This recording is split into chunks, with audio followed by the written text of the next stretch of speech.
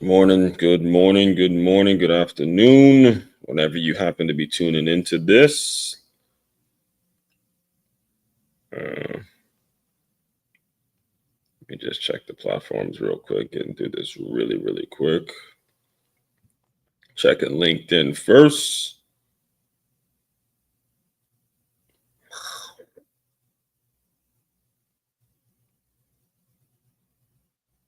There it is. All right, story selling happening now. All right, cool.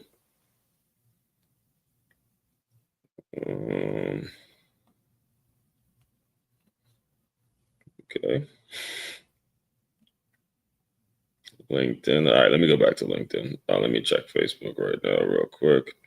Testing, Facebook. All right, Facebook, we're good. Let me share this out. And then let me go check YouTube real quick.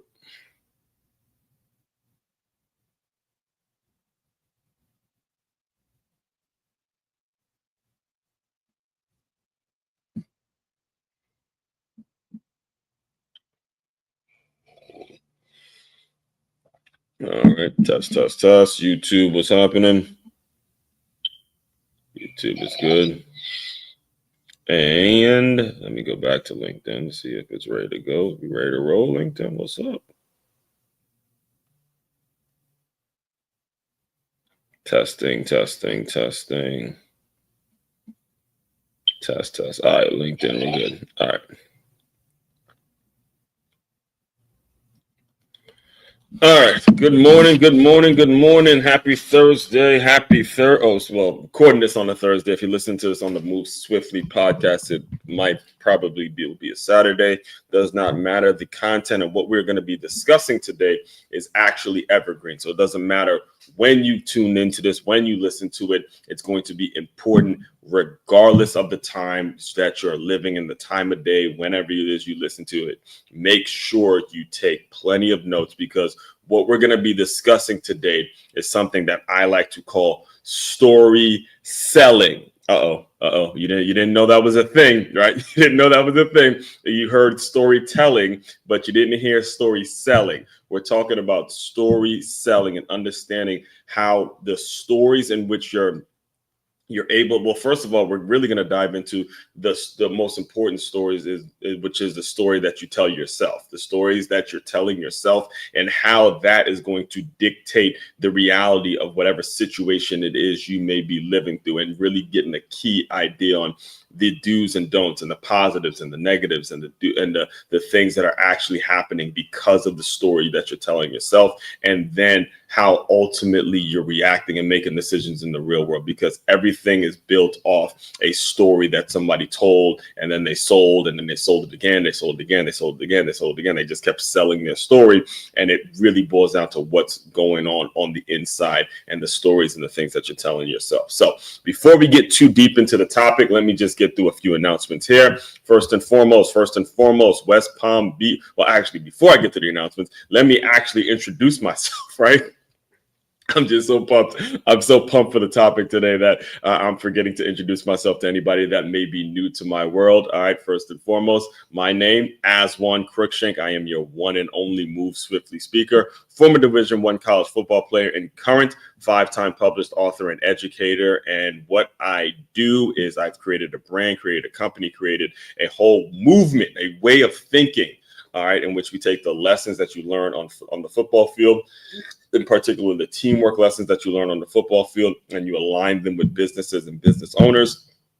So they have a staff, they have a group of employees, they have people that are coming into their business that are as passionate, as eager, and they have the mindset of a championship high school or youth football team. That's what we do around here. We implement a system for that. All right. So before we get started, like I mentioned, let's get through a few announcements. First and foremost, if you are in the West Palm Beach area and you are interested in free boxing lessons, you heard me correctly. Free box. Hold on, let me get this slide up here. Now that I got some video to show you guys now. If you're interested in free boxing lessons, make sure you hit that QR code that you see right there on the screen, And now that I got some video to show y'all, all right, I'm getting there. I'm getting my technology game right. Because if you're interested, just hit the QR code on the screen. And what basically how it works is as we are building, as you can see right there, we are building. We having more people come out. It's every 2 weeks on a Saturday. Again, as more people are coming, then we might, change the times and stuff like that. But that's pretty much a basics of what you're going to get. I'm there working the mitts, and then you get guys on certain cones. And like I said, as more people come, then obviously, we'll make adjustments as we go. But that's really what that's what I enjoy doing. I love doing that so much. I mean, I think even this book, and I put a book out about it, but just when I was doing it at 9 Round, there was so many things that happened for me in regards to the work I'm doing now, being able to publicly speak, being able to motivate people, all that kind of stuff. So again, just tap in with me on the QR code that you see right here on the screen, and we will go from there. I'll get you all the information that you may need. Next thing, business owners. You have not yet, I need you to go to freeguide.makeyourmove.com. That's freeguide.makeyourmove.com. As I mentioned in the intro, I am here to serve you all. My business is all about serving you guys and building out, creating systems in which you can use so you can establish a team of people that are coming in absolutely hungry and absolutely, running the business or walking into the business as if it is their business. So I need you to go to freeguide.makeyourmove.com to put in your information, and we'll stay in touch. I'll send you over a free guide that has 10 ways in which you can utilize, 10 things that you can utilize right now to build out a more cohesive work environment. All right. And finally, Patreon. Tap into the Patreon link, patreon.com/as144, preseason, regular season, or postseason. You can get it there, or just simply go to makeyourmove.com. That's MakeYamove.com. You can shop now. Can join the Patreon, can book me to speak, or if you just want to know more about who this Aswan Cruikshank guy, you know what? I need to refresh this. Because that podcast is, so this was the most recent podcast episode that came out just yesterday. The podcast comes out every single day, a brand new episode every single day. You can learn more about me, you can book me to speak, or you can join the Patreon community. All of that is at makeyourmove.com. That is MakeYamove.com. All right, story selling. Where do we start here? All right, let's understand a couple things. And the points about storytelling is a lot of times, as I mentioned, we don't realize the kind of story in which we have been subjected to. We all come in this world incredibly innocent. We're kids. I remember actually, as I was prepping for this, and I'm going to be talking about one of my favorite authors. His name is Seth Godin, who wrote the book titled, let me pull it up. Actually, let me just do it now and pull it up. He wrote a book titled All Marketers Are Liars. All right. All marketers are liars. And if you look at the book, if you look at the cover of the book, what he actually is saying is not all marketers are liars. All marketers. In fact, I didn't even know this until this morning. I was getting ready for this. He actually changed the book. He changed the title. It used to be All Marketers Are Liars, and then he crosses it out. He republishes it. So it says All Marketers Tell Stories, the underground classic that explains how marketing really works and why authenticity is the best marketing of all. So as I was prepping for this and I was getting prepared for what it is I was going to discuss with you guys, I remember Seth Godin, who has done a ton of interviews. He's written a ton of books. And he's somebody that I think, again, is easily one of my top 3, if not, the best. I mean, I have Malcolm Gladwell. I have him. I have Robert Kiyosaki as my favorite authors in terms of this is what they do. They write. I have books out, yes, but these are like goats. I'm talking about goats, folks that I used to read their work, just intensely study their work when I really, before I became an author, so I could really establish myself, knowing that I wanted to be in business myself, knowing that I wanted to really go out there and sell, wanted to be as authentic. I wanted to live a life of authenticity. I wanted to be somebody that, again, first of all, I didn't have the luxury of, being someone that's normal, quote unquote, work some normal 9 to 5 or work.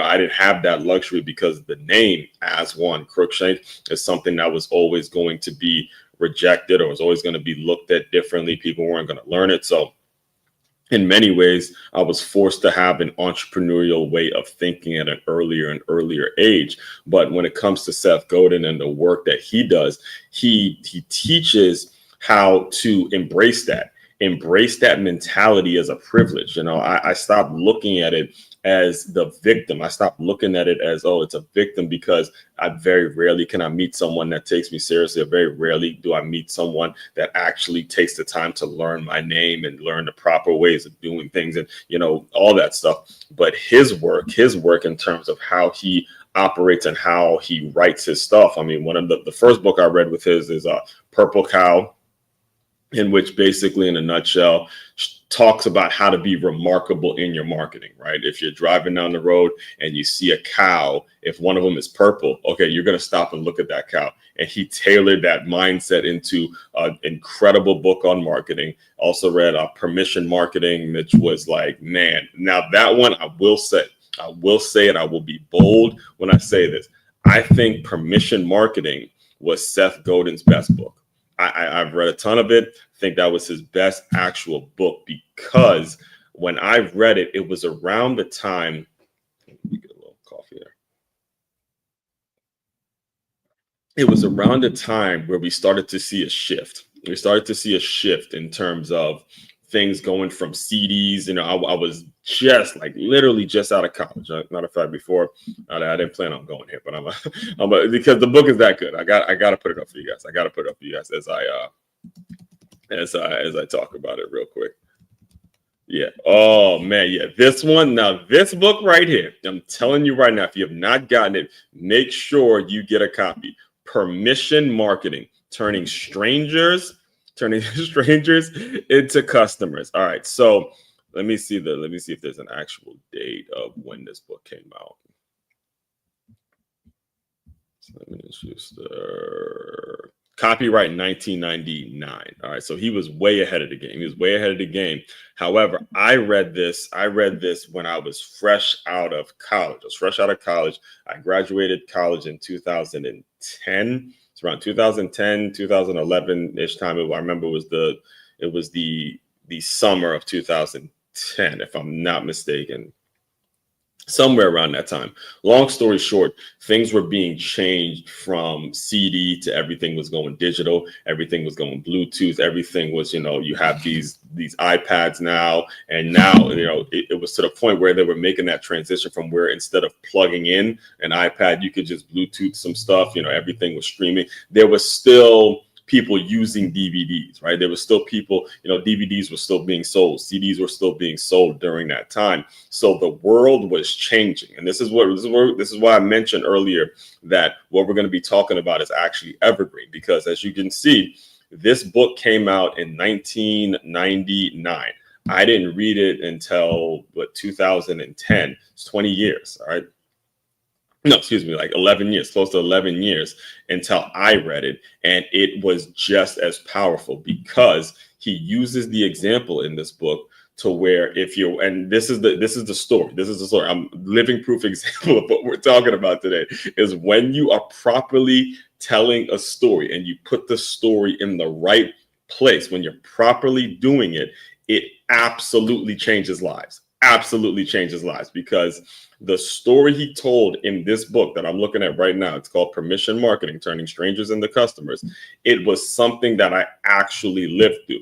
He said, when you're watching TV, if you're watching a show, let's say there was a show on and you watching it and you are enjoying it or whatever it is, and then that show cuts off to go to commercial, you are so focused on the show that you don't even like the ad. You don't even want to see the ad, right? That's disruption marketing.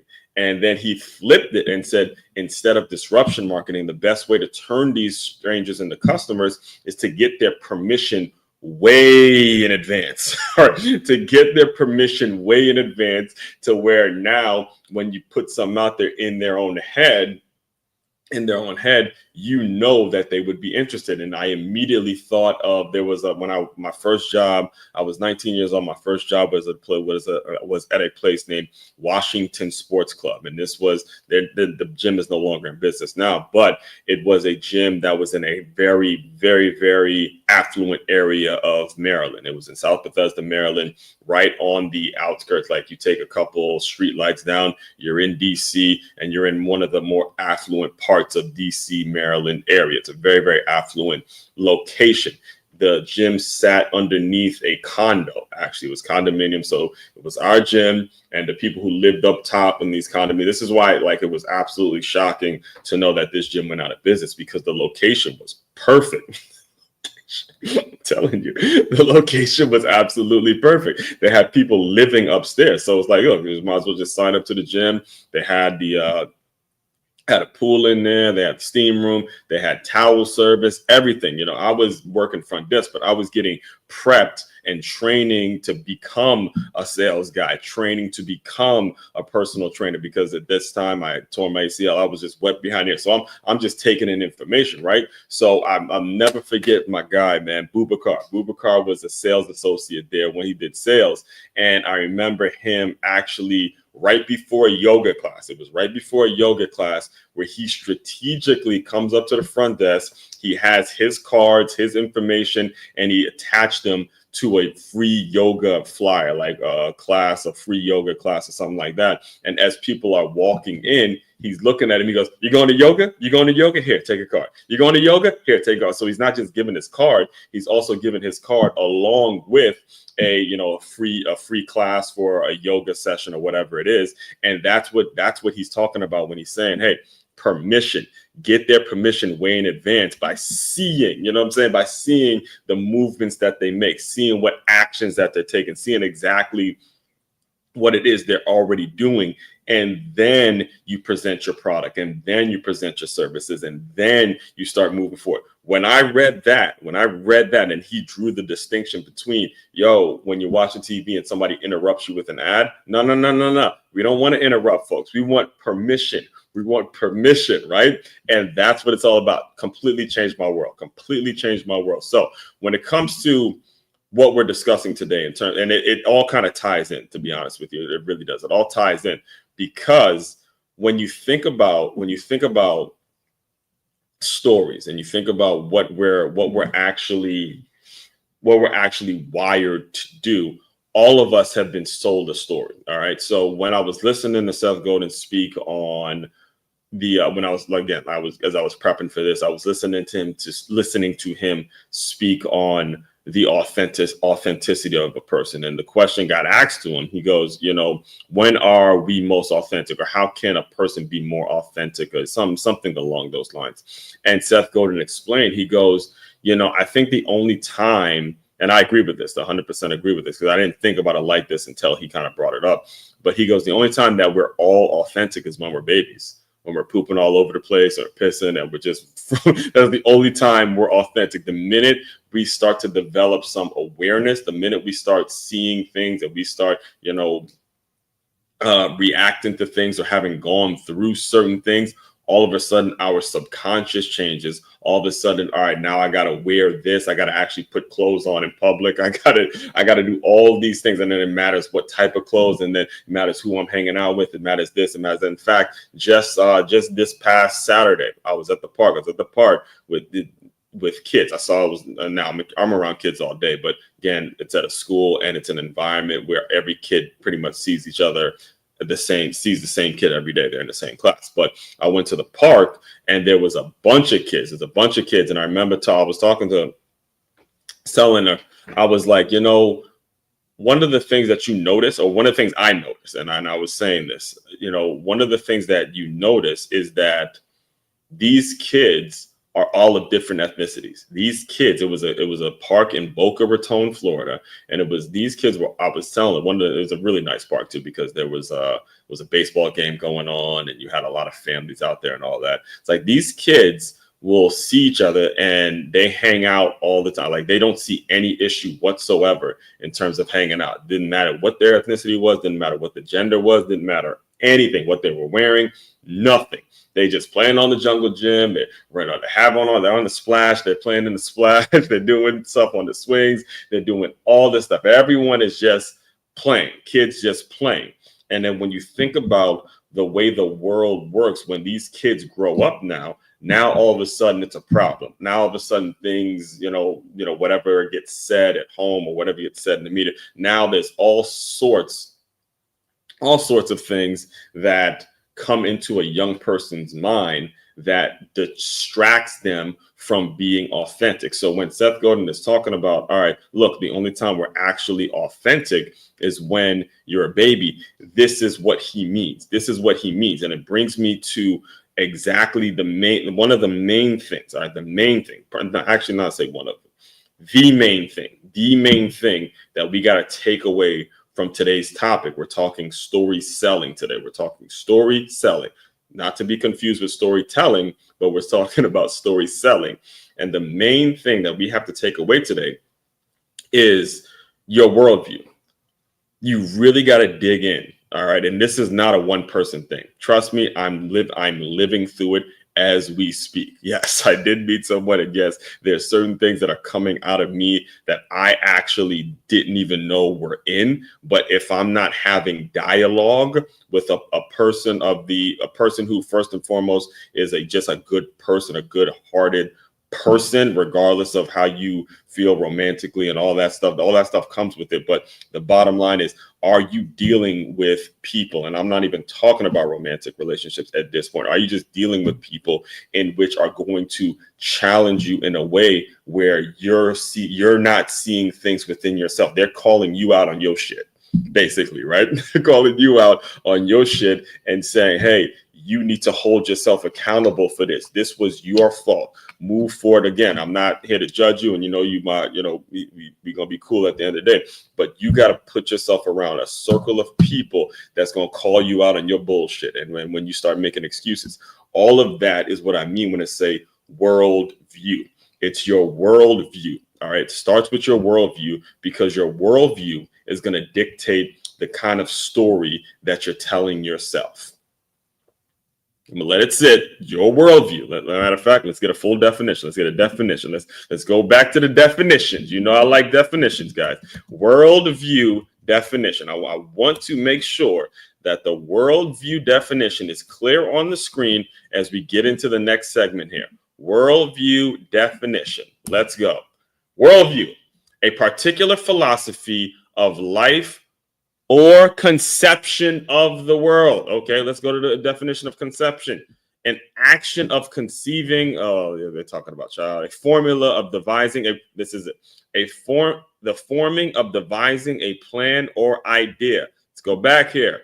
Worldview: a particular philosophy of life or conception of the world. The way you see shit, the way you actually see the world, and what your values are. What are the things that you hold incredibly important? What are the things that you actually say, look, every single day I have to do this. This is something I'm putting in the budget. This is something I'm actually doing. Your worldview, it dictates. It is the exact correlation and exact reflection of the story that you tell yourself every single day. And if you've gotten into the habit, all right, hear me, folks, hear me. If you've gotten into the habit of having a worldview that is so contradicting and so detrimental to your overall health, so detrimental to what it is you're going to actually need to survive, you don't realize it. You don't realize the kind of problems that you're creating for yourself until somebody calls you out on your bullshit. All right. It's the worldview. It's so important. All right. I want to make sure we stay on this for a second. I'm going to want to make sure we harp on this particular point for as long as I need to harp on it, because this is something that's invisible. This is something that is absolutely invisible. You don't recognize it's happening to you because you're not supposed to. All right. I'm around kids. I teach around kids all day. I've been around a ton of kids. All right. Ton of kids. And their mindset, and there's certain things that we as adults can become so incredibly frustrated about, because we think it starts challenging our ability as a teacher. When we have to, this is why having great colleagues is so important. This is why having great, especially if we're talking about the school system, why I think the transition that I made from fitness to education has been a very valuable transition, because it has made my business so much more intact.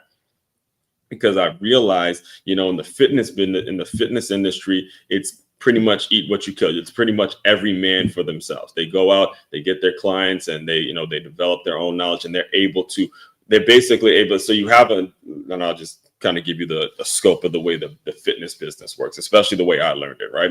So the gym that I referred to earlier, there were independent trainers, and there's independent trainers, and then there's independent sales people that are there to sell a certain amount of gym memberships. All right. So let's start with the sales people first of all. There's the folks who are going out, they're hungry, like Bubakar, the ones that I mentioned, who are actually going out and actively seeking new people in their world, actively going out and giving flyers, actively going out and finding people at the park, actively going out at table setups and doing 5Ks, setting up at, whatever race, or setting up at whatever game. And they're actively getting people to walk through the door, and they're generating their sales, they're generating their business, they're getting people, they're making sure they're calling their leads. I mean, Bubakar, every single day, he'd come in there, he'd take, so what we'd have is these stack of blue cards in which people would fill out, or whether it be online leads, whatever. Every single day I would hear him go in his they used to have like a little cubicle or whatever. And I would hear at least the first 15 to 20 minutes of that day, he's just dialing numbers. Hi, this is Bubakar calling from Washington Sports Club. They're just dialing numbers.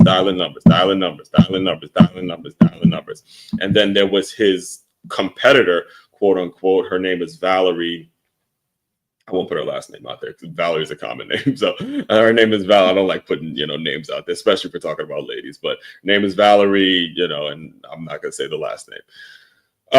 So she was very much a perky, she was a very flirty personality, very attractive young lady. She was 24 years old at the time, and very attractive young lady. And obviously there was some pieces of her that connected to a lot of the ladies that were coming in to work out. But not only that, you get a male who sees a Bubakar versus a Valerie. I'm telling you, as a male, I'm signing up, especially talking about a gym, I'm signing up with a Valerie, just off surface level stuff alone. It's like, look, you may as well put in some work there. You getting yourself in shape, you signing up with the fine, the attractive girl. It's like, Bubakar, I love you, bro. We here, but brother gotta make a move that's better, better for his situation, if you know what I'm saying. You guys know what I'm saying when I say that, right? So, and that's the way it used to be. And I used to be like the front desk guy, and I used to see both, because I felt Boomerang, that's my boy. That's, brother, black guy, and he's out here getting his paper. But it's like, Valerie's fine though, So if you one of these dudes coming in and you looking to join a gym, they might fuck with you. They might be, they your boy and all that. But I'm telling you right now, from the man's perspective, and you know it better than me, they're signing up with Valerie just because she's fine, and just because they're trying to shoot their shot. Because they're like, why not? If I'm going to be here, I'm going to be getting in shape, she's going to be seeing me. And she's using, the thing is, she used to be using her flirty ways to get guys to sign up, which again, ain't nobody mad at you. That's just the way, that's just the name of the game in the fitness business. So I'm saying all that to say this: in fitness, you had entrepreneur-minded folks that were able to exceed in their entrepreneurial-minded ways. All right. So eventually, that long story short, Valerie left within the year. Boubacar is still, for all I know, is still, 10, the whole decade later, over a decade later, is still out there getting his bread, getting his paper off just selling gym memberships. So you just see the realities in terms of the substance, in terms of the stories, in terms of how he was able to generate his business because he was hungry. So that's just the gym membership sales side. Real money in the fitness businesses comes from being a personal trainer. And that's when I really learned the business, right? I really got hip to the game, because at that point, there were 3 trainers that I really gravitated to. Omar, who I'm still like, day one of my day one, somebody I consider like a brother to me. Omar, who I used to work out with, because at the time I had just torn my ACL. He was still trying out to get to the NFL. The Arena League had just gotten cut, and there was a real strong connection there. So me and him would work out together. So he played at Howard. Then there was Serge. Serge was actually a linebacker at UMass, Minuteman out in Amherst, Massachusetts. And then there was a guy named Donald who played at Marshall, if I'm not mistaken. He was a Marshall Thundering Herd. That's 3 football players. And I had just gotten through my freshman year of college football at a Division II program where I tore my ACL, and I'm there thinking that this could be the end all be all. This could be my career if I didn't have plans to go back. And by the way, I have all of this written here in this book, Transferring B1, that you can get on makeitmove.com, by the way. But so what happened was, as I was in that transitional period, I was seeing these three former football players who I relate to and have literally the same story. Like all of us football players, if there's one thing we all got in common, it's that story, right? We all got the same story. It's my story. It's like when you hear these football stories, it's my story. It's the same thing. So anyway, when it comes to the fitness business, and when it comes to me, seeing the fitness business and how it works, is that these guys have an you have to have an entrepreneurial minded way about you, because it's your job to go out and get that next client. All right. And you're rewarded for being an entrepreneurial minded person, to where I'm going to go get that client. And that client's going to be with me for I don't know how many ever sessions. Then I'm going to go out and get the next one, and the next one, and the next one. So you are rewarded.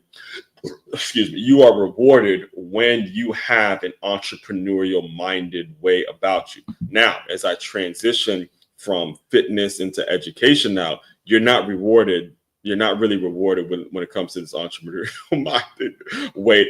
Well, let me not say that. It's not that you're not rewarded, you are, but you're not going to be, it's not going to be recognized unless, like I tell people all the time, unless you have actual intellectual property that can be sold in bulk, or you just happen to be in a situation like mine with the school I'm teaching. It's more of a private school. There's a business element to it, in which you just can't do things by the book the way they do at a public school and all that. So, and as I've made the transition, the observation that I've actually made is that the team and the working together to serve the kids, that's so much more important. Like myself being the person I am, being able to work with adults to serve the kids is so much more important to establish that than figuring out how to go get the next client, all right? How to go get the next person, how to go out and get that next person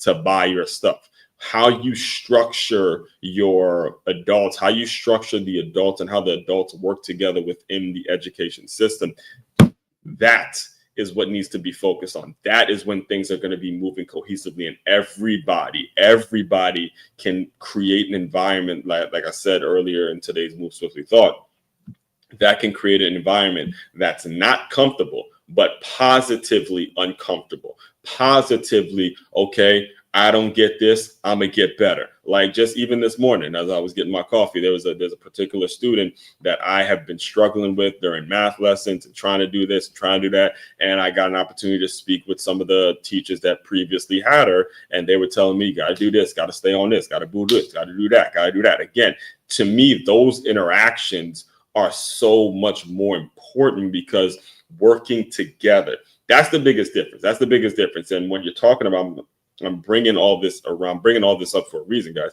because when you're talking about a story and the positivity and the things that it can do, positive and negative for that matter, the things that it can do, it can absolutely set a person on a trajectory that's either positive or negative. It can take a person all the way to the top. I'm telling you, if you tell it the right way, if you nail it and you practice and you practice and you practice and you practice and you practice and you practice, you practice, then you practice and then you practice and you practice and then you practice and then you practice, then you practice again, you practice again, you tell that story again, then you tell this person, then you mess up, then you go practice some more. When you absolutely nail the storytelling of it, man, you can take things. I mean, shit will just blow up for you. Blow up for you. And again, either a positive or a negative way. Hopefully, again, based on the work I do, hopefully I'm talking to people that are more so interested in it becoming or more so on a path in which the stories that they're telling themselves and the stories that they're articulating are actually going to put them in a positive frame of mind and a positive outcome, and developing that outcome, developing the way you say it. It's true in everything. All right. So that's worldview. All right. That's worldview. And I know I get really, really long-winded with these things, but just so we have a clear definition, worldview is what was emphasized in the home. What did your parents, what did your guardians, what did you make sure absolutely had to happen? No ifs, ands, or buts about it.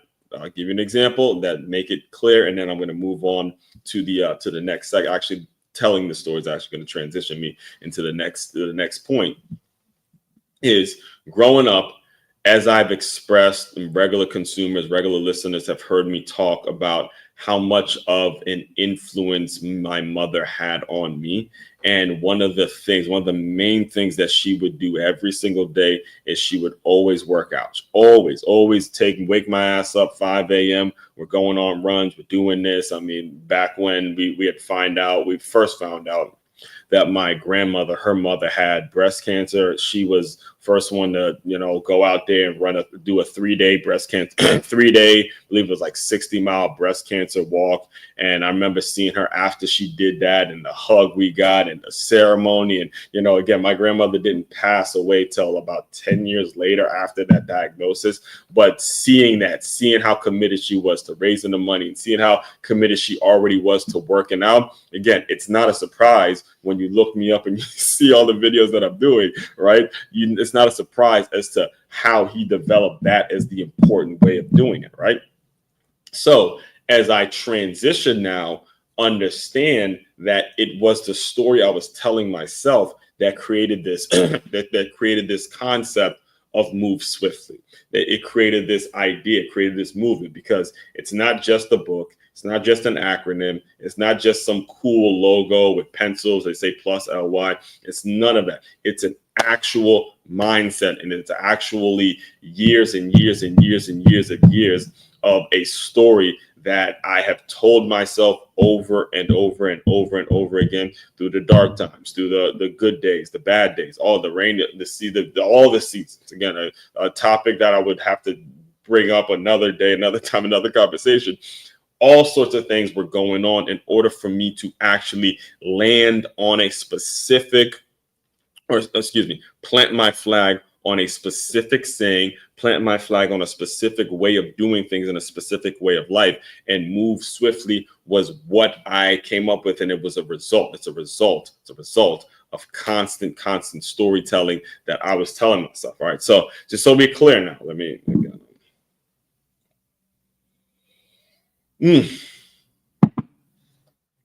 All right, so how move swiftly became the thing that I plant my flag on, and the story in which I sell. All right, I sell this story on an active basis. I actively sell the story of move swiftly. I actively sell it to business owners.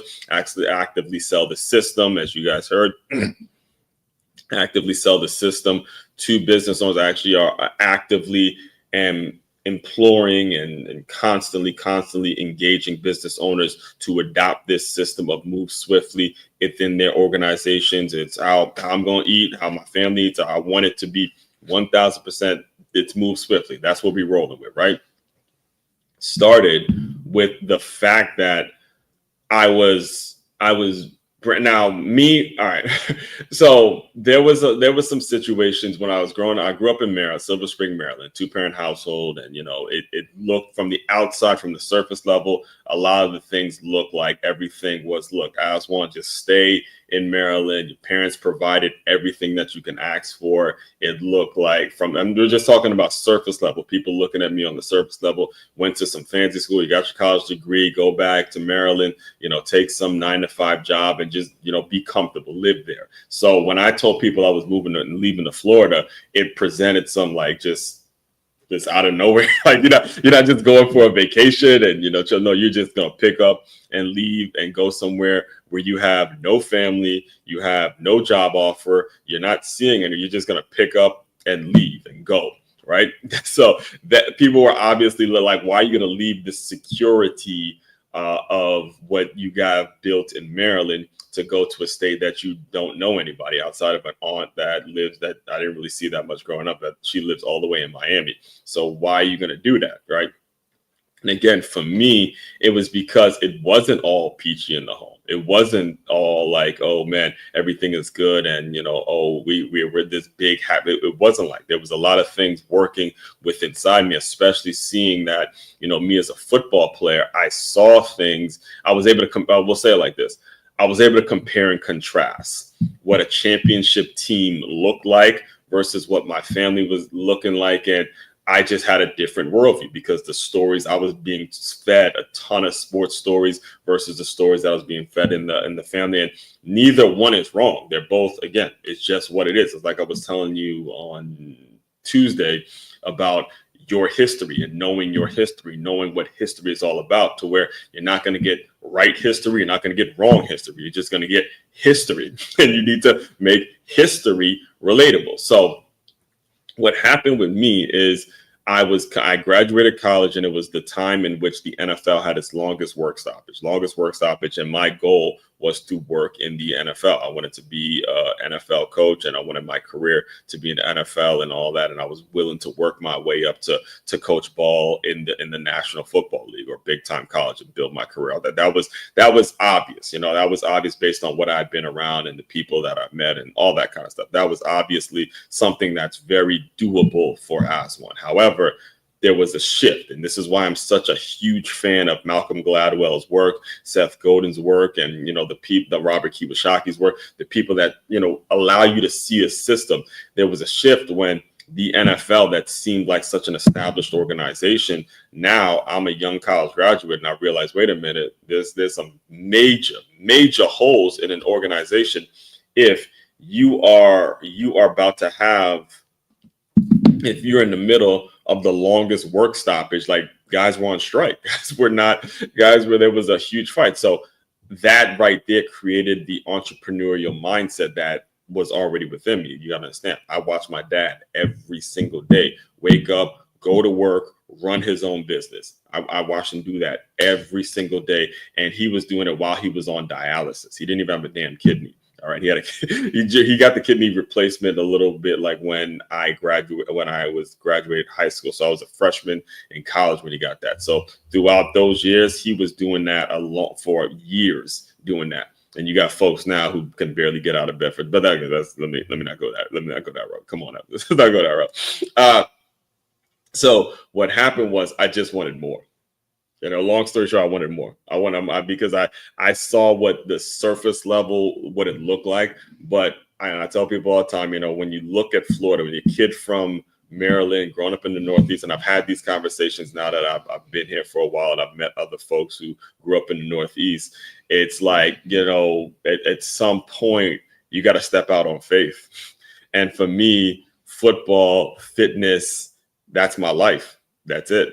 Football and fitness are my life. I love those two things with a passion. I love those two things. And talking about Florida, that's where it's at. You have the opportunity. Fortunately, my parents have been able to give me everything that they provided for me. And if you have the opportunity to go and make a move and do what you got to do, go, man. Step out on faith. Take that risk. Do what you got to do. So that's what I did. That's exactly what I did. And I got to a point where I was, I was like in a sweet zone. It was like Oprah calls it your aha moment, where I was working at a nine round implantation, and I was also working for the Miami Dolphins. So Miami Dolphins Foundation. So I was able to merge my two worlds. I know both of them were part-time jobs, but that was the dream. That was the dream. You got to remember, that was the dream. It was better than the dream just a couple of years ago, to where you have your NFL franchise that you're working for, and you're able to work in fitness and establish a reputation. It was so cool seeing, members from the gym. I was a lead trainer there. So members from the gym see me at Dolphin games while I'm out there selling, doing my thing. It was absolutely amazing to just be a part of making your dream come true. And again, I didn't know I had an aunt that lives all the way in like South Miami.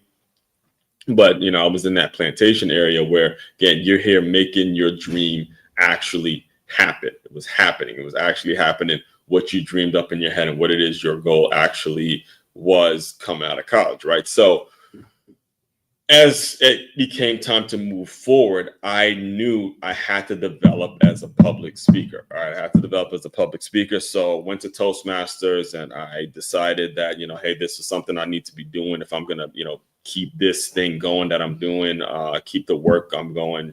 If I'm going to keep it going, I have to develop as a public speaker. So I gave a great speech, and during a lot of these times, and I was told that I need to have intellectual property. I was told that by several seasoned speakers, right? So here it is. Here's it. And I know there was a long drawn out way to say this, but when it came to move swiftly and how the concept got developed, it was because the gym that I was working at 9 Round, all right, the 9 Round gym that I was working at, I was doing everything.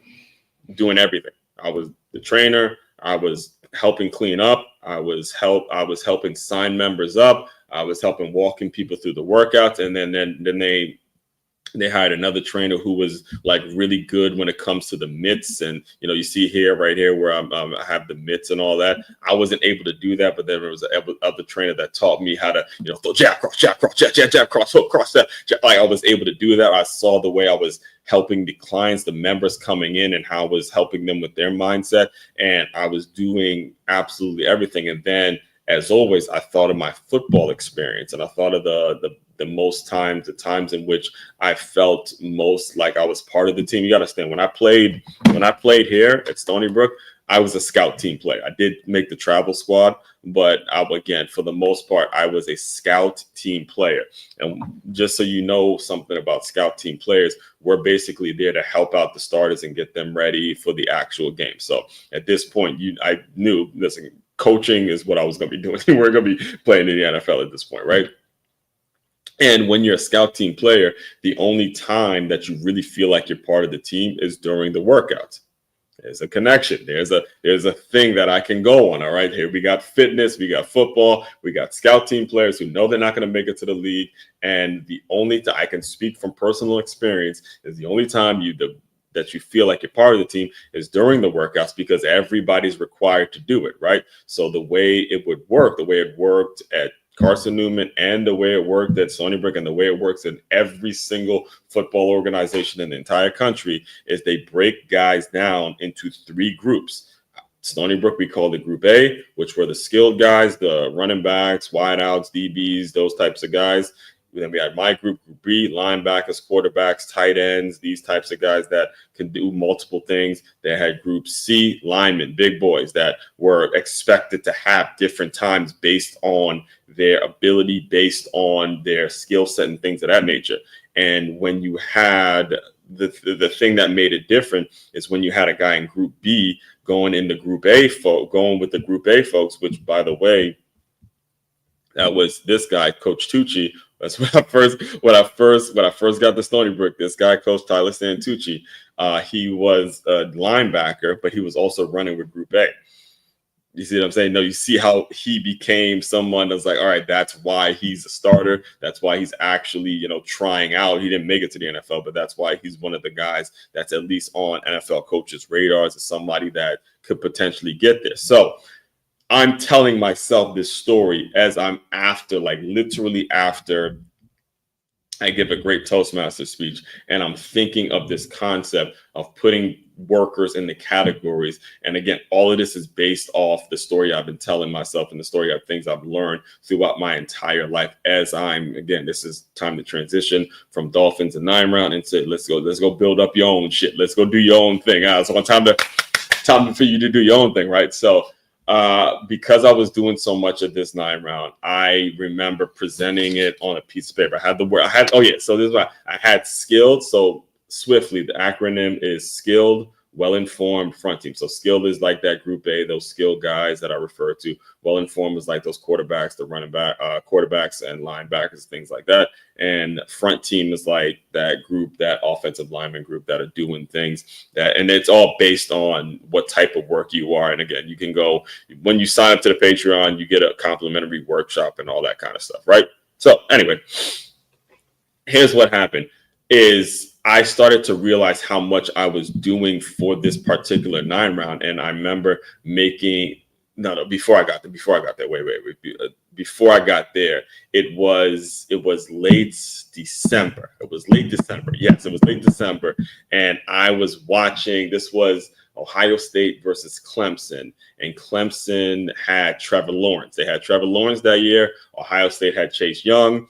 It was a lot of NFL talent just watching that game, and they played them in the Fiesta Bowl, and it was a close game. Was Justin Fields. Justin Fields was Ohio State's quarterback at the time. So you see in Ohio State, you see in Clemson, and they're duking it out. And again, I watched this Trevor Lawrence dude all year. Telling you, college quarterback, best college quarterback I've ever had. That dude was a dude. He was a dude.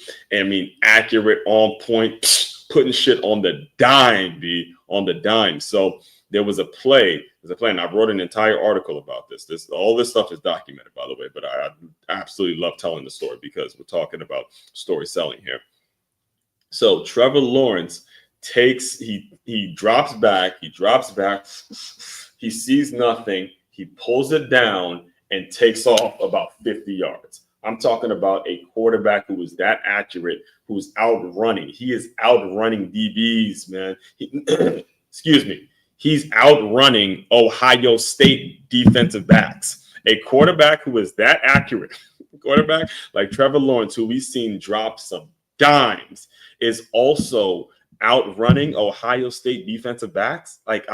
Dusting them like, see ya, sucker. I said it does not make sense for somebody that accurate to be running to be that fast. So it was at that point I had, again, skilled, well-informed front team, and I didn't know where I was going to go with this. You got these people in categories, so what you going to tell them next? And then when I saw Trevor Lawrence do that, I realized, okay, what if we're like Tyler Stantucci, right? What if I could teach a well-informed worker to go be a skilled guy too, like I was, again, because this is what I was doing at the gym. I wasn't just skilled at developing boxing lessons. I also had enough information to where I can also sell the membership, so I became more valuable in that sense. Wasn't just somebody that could sell memberships. I can also help clean up too, because I've done that as well. So when I saw Trevor Lawrence do that, that's where the whole plus LY thing, lift yourself day in and day out. Go and lift yourself, go and get yourself better so you can become all three. And that's when everything started to connect, because the next day I presented it to the owner. Then I wrote the book about it, and I had my former teammates come on my podcast, and then they talked about it. They read it, and they're like, yeah, I could see, because they're thinking about, when we would break up for workouts and what was expected of us. And then now we're in the working world, see what you can do, see what you can do. All of that stuff. And it came from what, folks? It came from what? The story that I was selling myself from day one. That's what it all came down to. So the question is, as I close you guys out, everything I talked about, this entire 53 minutes and counting, this doesn't happen overnight. It does not happen overnight. It does not happen overnight. When you're talking about selling your story, developing to the point in which you're selling your story, and you can monetize, you can speak, and you can articulate your story in such a well thought out way. It comes with time. You gotta take the time. You gotta put the time in. You gotta put the effort in. You gotta go and get rejected. You gotta go and get yourself out. You gotta put the time in, folks. Got to put the time in to make sure your story is relevant, it's evergreen, and you can say it, you can drop it on a dime. That doesn't happen overnight. All right. So I challenge you guys today. I challenge every last one of you guys today to go out, tell your story, go to a stranger, go to somebody, do something. It's people that love you, do something that's going to make it so you can tell your story, because it's that story that's going to lead to some abundance, a beautiful, absolutely beautiful life that you could not even have imagined. All right. So again, main website, that's why I put it up here on the screen, main website to check out. Now, I have a story about how this website actually got started, but I won't tell it because I think I told enough stories for the day. But this is the main website to check out to dive deeper into everything I'm doing. Again, like I mentioned earlier, you can shop. It's on makeyourmove.com. If you're listening to this on audio, makeyaMove.com.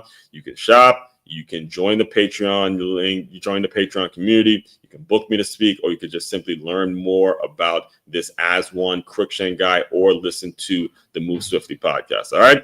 Everyone out there, continue to move swiftly. We will talk more soon.